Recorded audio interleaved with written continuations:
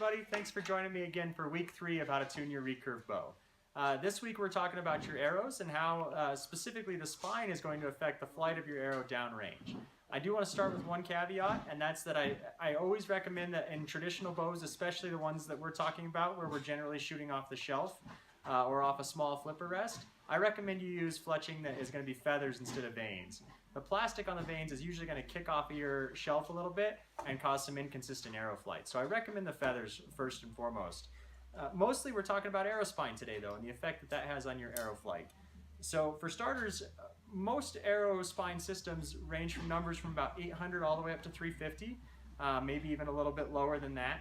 The lower the number, generally speaking, is going to have to do with the more stiff that your arrow is going to be. So this is an 800 arrow, for example, an 800 spined arrow, for example. So it's going to be quite a bit weaker spine, and I can show you that by if I bend it, I can create a lot of arc and bend.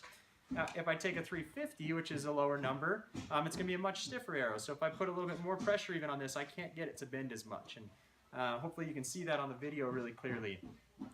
There's a wide range. Generally speaking, your lower spine or stiffer arrows are going to equate to your higher poundage bows.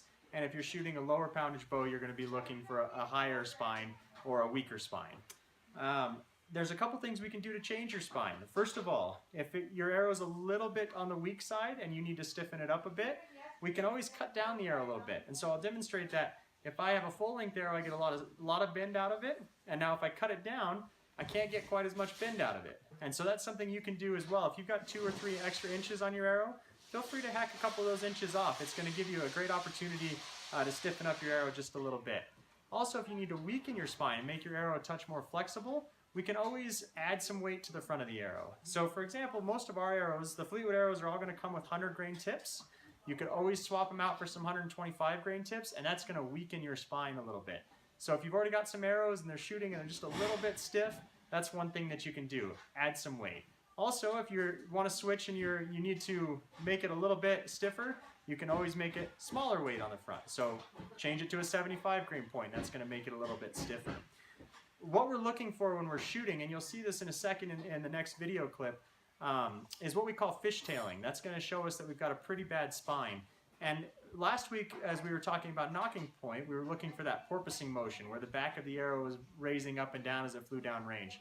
What you're looking for this time as you shoot is if you have some type of fishtailing where it's moving, the back of the arrow is moving left to right as it flies down range, that's going to tell us that we've got something wrong with our arrow spine and we need to make some slight adjustments. So just like always, you get to go shoot your bow for a little bit, see and if you can watch the arrow fly. I'm going to show you a quick couple video clips of me shooting. The first video, you're going to see the arrow really kicking left to right, and that's me shooting a 500 spine arrow out of a 50-pound bow.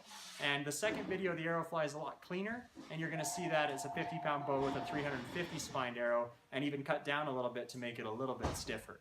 So hopefully you can see that in the videos coming up. Definitely check back in next week. We're going to be talking about anchor point and aiming on traditional bows. Thank you so much. Have a great week.